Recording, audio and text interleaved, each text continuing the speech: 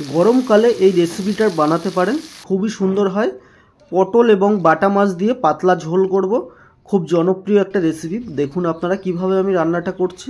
প্রথমে দেখুন পটল কেটে নিয়েছি কেটচা করে, তারপরে আলু নিয়েছি, তারপরে বাটা মাছ পরিষ্কার করে নিয়েছি। মাছটাকে আমি প্রথমে লবণ এবং হলুদ দিয়ে হাত দিয়ে মাখিয়ে খুব সুন্দর করে এখন রেখে দেবো, ম্যারিনেট করে কিছুক্ষণের জন্য রেখে দেবো। এই ম্যারিনেট করে রেখে দিলে মাছের মধ্যে মশলাটা খুব সুন্দর যায়। 10 মিনিট মতো পরে কড়াইতে তেল দিয়ে মাছগুলো আমি একটু ভেজে নেব। প্রথমে মাছটা, এই মাছ ভেজে নেওয়ার পরে মেন রান্নাতে যাব। পুরো ভিডিওটা দেখুন রান্নাটা কিভাবে করেছি, খুবই সুন্দর এবং সিম্পলভাবে করেছি। তারপরে মাছটা আমি এখন উল্টে দিচ্ছি এবং মাছ ভাজা হয়ে গেছে। তারপরে আমি মাছটা তুলে নিচ্ছি। এখন কড়াইতে আর একটু তেল দিয়ে দিলাম, দিয়ে কালো জিরে ফোড়নে দিলাম, দিয়ে আগে থেকে কেটে রাখা পেঁয়াজ দিচ্ছি। এই পেঁয়াজটা দেওয়ার পরে কিছুক্ষণ পেঁয়াজটা একটু ভেজে নেব।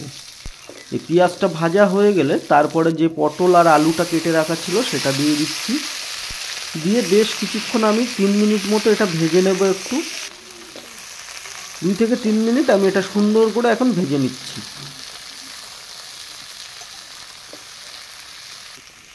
ভাজাটা হয়ে গেলে এখন আমি লবণ এবং কাঁচা লঙ্কা অ্যাড করব। এই ধরনের রান্না সব সময়ের জন্য আপনারা ট্রাই করবেন কাঁচা লঙ্কা দিয়ে করার, তাতে কি হয় স্বাদটা খুব সুন্দর হয়। কাঁচা লঙ্কা দেওয়ার পরে বেশ কিছুক্ষণ ধরে লবণটা দেওয়ার পরে এখন আমি একটু কষিয়ে নিচ্ছি। তারপরে দিচ্ছি আদা রসুন বাটা, হলুদ গুঁড়ো দেওয়ার পরে একটু কষিয়ে নেব। বেশ কিছুক্ষণ ধরে ভালো করে এটা কষিয়ে নিতে হবে।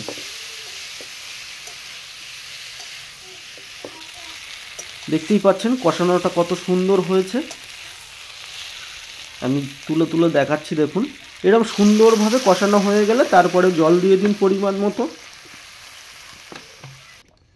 দেওয়ার পরে জলটা ফুটে ওঠার অপেক্ষা করুন। জলটা ফুটে গেছে, এখন আমি বাটা মাছগুলো জলের মধ্যে দিয়ে দেব।